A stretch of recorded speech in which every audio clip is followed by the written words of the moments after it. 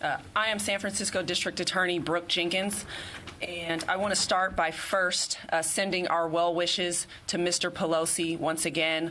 We are truly praying for a speedy recovery on his part. I want to also start by thanking the San Francisco Police Department for their immediate and swift investigation of this case. I am here today to formally announce charges against Mr. David DePape in connection with the violent attack on Mr. Pelosi.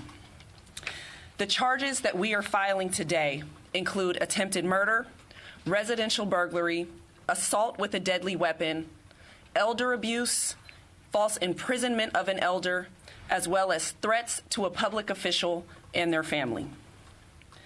These charges are based on the following facts, many of which are contained in the federal affidavit that was filed today, as well as will be contained in the motion to detain Mr. DePape that we file tomorrow. Mr. DePape specifically targeted the Pelosi home to confront Speaker Pelosi.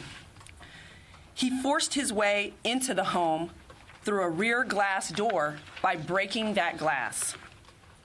The defendant made his way upstairs to the second floor of the home, locating Mr. Pelosi in his bed sleeping. He woke him up, confronting him about the whereabouts of Speaker Pelosi.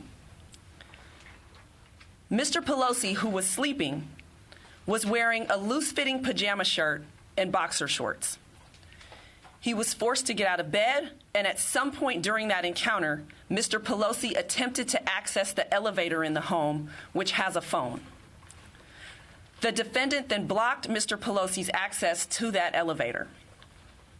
It was at some point after that Mr. Pelosi asked to go to the bathroom, which is where he was able to call 911 from his cell phone. The defendant, realizing that Mr. Pelosi had called 911, took Mr. Pelosi downstairs near the front door of the residence. 2 police officers arrived at the front door 2 minutes after that 911 call. When that door was opened, the defendant was holding his hammer, which Mr. Pelosi appeared to be attempting to control by holding a portion of that hammer. The defendant then pulled the hammer away from Mr. Pelosi and violently struck him in the top of his head. The police then immediately apprehended the defendant.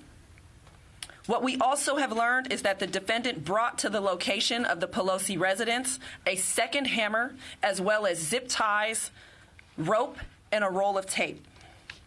What is clear based on the evidence that we have thus far is that this house and the speaker herself were specifically targets of the defendant.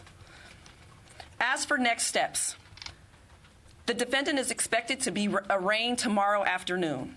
My office will be filing a motion to detain him without bail, and that is based on what is obvious and severe public safety risks that the defendant poses to San Francisco as well as the outer community.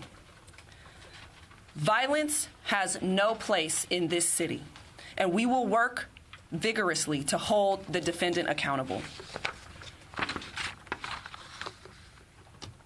One last thing that I want to say today is that as leaders and as citizens, it is incumbent upon us all to watch the words that we say and to turn down the volume of our political rhetoric.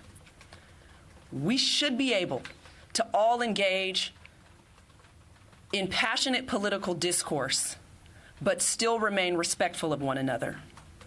Violence certainly has no place in San Francisco or in politics. Thank you.